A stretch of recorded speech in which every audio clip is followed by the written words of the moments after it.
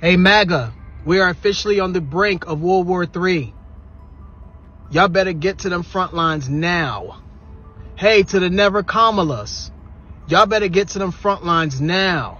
To the third party voters, y'all better get to them front lines now. I will vote for Donald Trump. You better get to them front lines now. All of y'all, front lines, every last one of y'all. Every last one of y'all. If you voted for this man or indirectly voted for this man, y'all should be the first ones in line. Every last one of you. This was supposed to be the one thing he never did. The red line he promised not to cross. The moment he told Americans would never happen on his watch. Because if Trump stood for anything during his campaigns, it was this.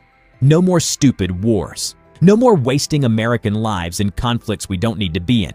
And yet, here we are. I'm gonna need all of the no new wars, MAGA, to sit all the way down. Donald Trump just bombed Iran. Donald Trump is taking us into a new war. Oh, and all you America First people can go ahead and sit all the way down too. While you actively cheer the unconstitutional use of DEA, ATF, and ICE creating a police state, and Donald Trump appreciates all your little clapping videos on social media, Donald Trump is launching a brand new war that we have no business being in. And where's Doge with all the waste, fraud, and abuse? Let alone the cost of transporting our military equipment overseas. But those 30,000-pound bunker busters cost you and me quite a penny. So what say you, no new wars, MAGA? Because if you don't stand for something, you continue to fall for anything, as Donald Trump was counting on. Veterans who saw friends die in Iraq and Afghanistan now feel like they were manipulated. Families who lost children to wars they never understood are asking, did we just vote for this to happen again? And young conservatives who once looked at Trump as the guy who would finally stop the cycle now see him pulling the same tired levers. Let's be real. Trump's entire foreign policy pitch was that he wasn't like the others, that he thought like a businessman, not a warmonger, that he would negotiate, not escalate, that under his leadership, war would be a last resort, not a headline grab. But this wasn't last resort. This was pageantry. And the worst part, he's loving it. We have breaking news right now. Marjorie Taylor Greene, one of Donald Trump's top allies in Congress, has come out blasting his decision to strike Iranian nuclear facilities as a major divide within the Republican Party is quickly emerging. Marjorie Taylor Greene said in part, every time America is on the verge of greatness, we get involved in another foreign war. There would not be bombs falling on the people of Israel if Netanyahu had not bombed the people of Iran first. Israel is a nuclear-armed nation. This is not our fight. Peace is the answer. She follows Thomas Massie, a Republican from Kentucky, who said that Donald Trump's actions were unconstitutional. And it's really emerging a split within the far-right America First part of the MAGA group, and then the more war hawk type in the center, like Lindsey Graham and Mitch McConnell, who are applauding Donald Trump's decision to bomb Iran, whereas Marjorie Taylor Greene and Thomas Massie and a number of folks on the internet are saying that he should not have done so. The moment Israel started a war with Iran, Trump jumped on the truck and fired at Iran. Literally. And instead of a sobering moment of presidential gravity, he followed it up with tweets like, now they know who they're dealing with. America is back. That wasn't strategy. That was branding. And what a disappointment this is, where you just believed that a freaking politician was actually trustworthy, that whenever he said he would stay out of these wars and bring world peace, that America would be America first, not Israel first.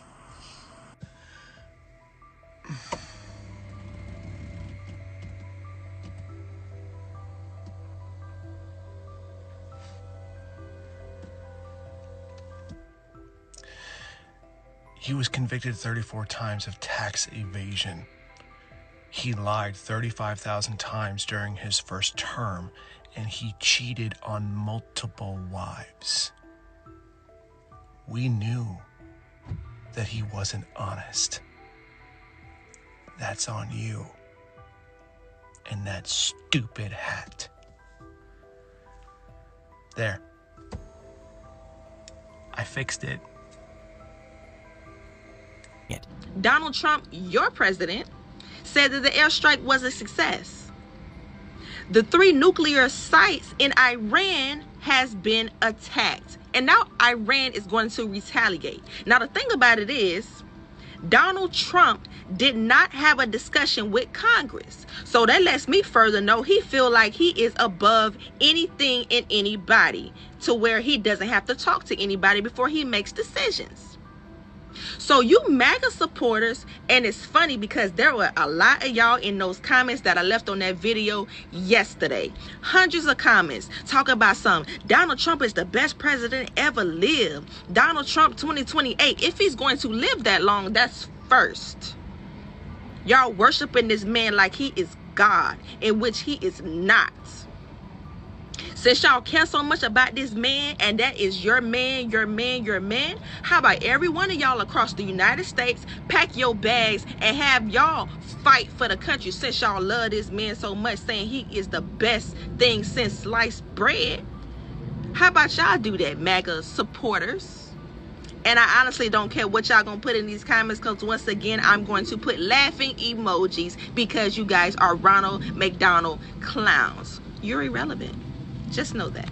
He's leaning into the optics, framing it as strength, smiling while the Pentagon moves assets and the rest of the country wonders what blowback's coming next. And while some of his diehard supporters are spinning it, saying this was necessary or this shows we mean business.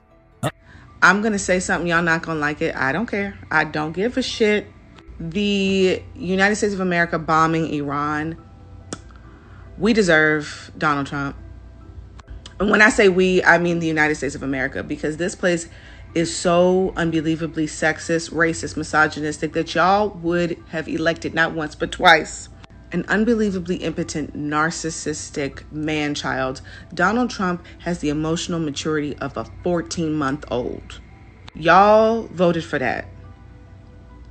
And not the black woman, because black and a woman. Okay. Yeah, what is about to happen to this place? This country has deserved it, earned it, because y'all's racism, y'all's misogyny, y'all's sexism is going to cost y'all a debt that you will never be able to repay. This is going to be so expensive, lives and money. It's not just that he bombed Iran, it's how proudly he did it. With zero reflection, zero hesitation, zero respect for the people who put their trust in him because they thought he was different. Across conservative spaces, the reaction was fast and raw. On X, longtime Trump supporters began posting things like, "What happened to no more wars?" Others are starting to see the cracks. Because if Trump can break the one promise that made people believe he was different, what else can he break? What separates him from the very swamp he claimed he'd drain? And maybe most damning of all, was this always who he was? Or is this what power does to everyone who gets it? Meanwhile, the economic cost is already creeping in. Gas prices are jumping, markets are twitchy, and talk of military escalation is echoing across the globe. At home, the mood is tense. People are digging up old speeches where Trump said, "We're not going to die in deserts anymore," and comparing them to now as drones fly over Tehran and global tensions spike. And in group chats, comment sections, and conservative forums, the question is being whispered more and more. What if we got played? Because for all the chaos, drama, and fire Trump brought to politics, the one thing people clung to was that he was serious about stopping these wars. Now it's clear. Either he never was, or he just doesn't care anymore. Maybe this isn't just about foreign policy. Maybe it's about what happens when a movement built on rebellion watches its leader become exactly what they once hated. When the anti-war president becomes a wartime one, what happens to the people who believed him? Trump voters are freaking out. And not because the liberal media told them to, but because the man they trusted to keep America out of more endless wars just did the one thing he swore he wouldn't. He bombed Iran. And then, in true Trump fashion, he bragged about it. This feels like a betrayal. He lied again. Even right-wing influencers who've been MAGA since day one were visibly shaken. One popular conservative YouTuber said, "This is the most disappointed I've ever been. I backed him because I believed he meant what he said. and now I feel stupid. And that's the emotional thread running through all of it. Disappointment. This isn't outrage from the left. This isn't resistance Twitter melting down. This is his people, the ones who stuck with him when everyone else laughed, watching their anti-war president turn into the guy they thought they were voting against. For Trump voters who wore the red hats during campaign rallies, that moment marked the death of the promise. Because the Trump they supported, the one who raged against the Bush wars, who roasted Obama's drone obsession, who said Biden would start World War III, that guy just took a page out of the same damn playbook. Say what? If Kamala wins, only death and destruction await because she is the candidate of endless wars. I am the candidate of peace. I am peace. You are peace? More like a piece of